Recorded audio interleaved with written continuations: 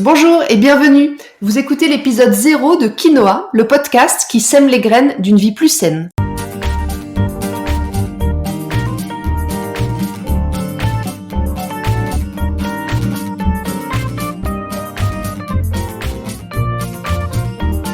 Je suis Julie Coignet, naturopathe et coach santé. Ma mission à travers ce podcast est de vous aider à retrouver ou à garder la santé en adoptant de nouvelles habitudes de vie plus saines et équilibrées. Chaque semaine, le jeudi, je vous propose de parler bien-être, forme et santé naturelle, de façon simple et positive pour vous aider à reprendre votre santé en main. Dans cet épisode 0, pour commencer, je vais me présenter et vous expliquer pourquoi j'ai eu envie de créer ce podcast. Alors, je m'appelle Julie et je suis naturopathe et coach santé depuis maintenant 6 ans. Au quotidien, j'aide majoritairement les femmes actives à retrouver la forme et la santé à travers des consultations individuelles, des programmes de coaching thématiques et Good for Me, ma méthode globale de remise en santé. Quand je parle de femmes actives, je pense aux femmes multicasquettes. Vous savez, celles qui jonglent entre leur job et leur rôle de maman, celles qui sont sportives, les entrepreneurs, mais aussi les fêtardes, engagées, passionnées, audacieuses, celles qui ne s'ennuient jamais. Vous devez voir de qui je parle. Et si je m'adresse à elles, à vous, c'est parce que moi aussi j'ai un peu de toutes ces femmes en moi. Toutes les femmes de ta vie, en moi réunies. Messieurs, si vous m'écoutez, ne fuyez pas à cause de mes références musicales très discutables. Ce podcast est aussi un peu pour vous et vous y apprendrez plein de choses, j'en suis sûre. Bon, mais comment j'en suis arrivée là ? Ancienne sportive de bon niveau, je suis passionnée par l'hygiène de vie et la forme depuis toujours, mais c'est au début de la trentaine que j'ai découvert la naturopathie, au hasard d'une rencontre. À cette période, après un diplôme d'école de commerce suivi de plusieurs aventures entrepreneuriales, je vivais à Paris et j'étais à la tête d'une petite agence de communication digitale dédiée au projet Green. C'est dans ce contexte que j'ai rencontré la naturopathie. Je me souviens exactement du moment. J'ai immédiatement plongé dans cet art de vivre. J'ai passé des jours à lire tout ce que je trouvais sur le sujet, étonnée que toutes les thématiques qui me passionnent depuis toujours, l'alimentation, l'activité physique, l'hygiène de vie, le soin par les plantes, se retrouvent dans une profession.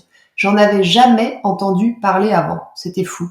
Et non, je n'ai pas été élevée en pleine nature, je n'ai pas eu des parents qui cuisinaient sain ou mangeaient bio, ça m'aurait arrangé pour la petite histoire, mais ma mère était plutôt une experte des poissons panés, des quiches lorraines lardons crème fraîche et des soufflés au fromage à l'époque. Bref. Maintenant que je connaissais l'existence de cette médecine traditionnelle occidentale, je voulais absolument en savoir plus. Alors j'ai débuté une formation au CNR André Lafont. C'était en 2012. Au départ, un peu comme un nouveau loisir. Vous voyez, comme j'aurais pu prendre un abonnement dans une salle de sport sans aucune arrière-pensée. J'avais juste envie de développer mes connaissances pour comprendre ce qu'il se passe dans mon corps et pour optimiser ma santé, juste pour moi, quoi. Je me suis formée pendant 3 ans et j'ai plongé à fond dans cette nouvelle philosophie de vie. Enfin, nouvelle pour moi parce que plutôt ancestrale, en fait. À ce moment-là, j'étais loin d'imaginer que si la naturopathie avait croisé mon chemin, ce n'était pas par hasard, mais pour une bonne raison. Car on m'a diagnostiqué une maladie inflammatoire chronique de l'intestin quelque temps après être diplômée. Et je peux dire aujourd'hui que c'est grâce à la naturo que j'ai pu aborder cette pathologie avec les connaissances nécessaires pour comprendre et ne pas subir le traitement médical classique à vie. Bien sûr, comprendre ne suffit pas. J'ai dû commencer un gros travail sur moi pour modifier mon hygiène de vie globale et pas juste mon alimentation. En fait, j'avais beau faire hyper attention au contenu de mon assiette, c'est ma tête qu'il fallait que je débranche. C'était pas le plus simple. Aujourd'hui, même si mon tempérament de passionné me lance des défis au quotidien, je parviens de mieux en mieux à trouver l'équilibre et à concilier vie active et vie saine sans que l'une ou l'autre ne se pénalise. Finalement, cette pathologie m'a apporté bien plus que je n'aurais pu l'imaginer. J'ai enfin été obligée de me poser les bonnes questions pour faire évoluer mon état d'esprit et calmer mon mental. Alors retenez déjà une chose très importante.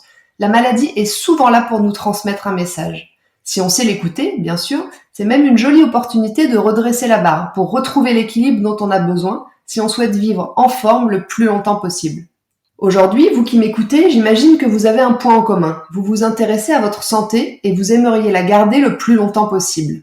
Après, j'imagine aussi qu'au cas par cas, vous avez peut-être envie, besoin de retrouver de l'énergie, de mieux dormir, de booster votre immunité, de perdre quelques kilos, d'avoir une plus jolie peau ou de régler vos soucis digestifs. Eh bien, c'est à vous toutes que ce podcast s'adresse.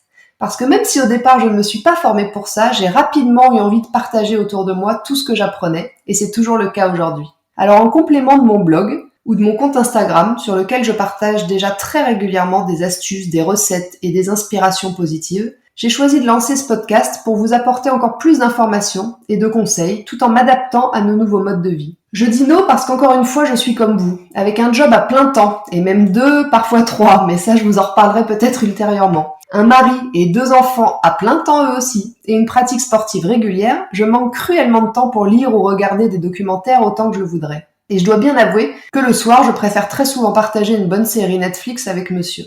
C'est une amie qui m'a fait découvrir les podcasts il y a un peu plus d'1 an. Caroline, au passage, je te salue.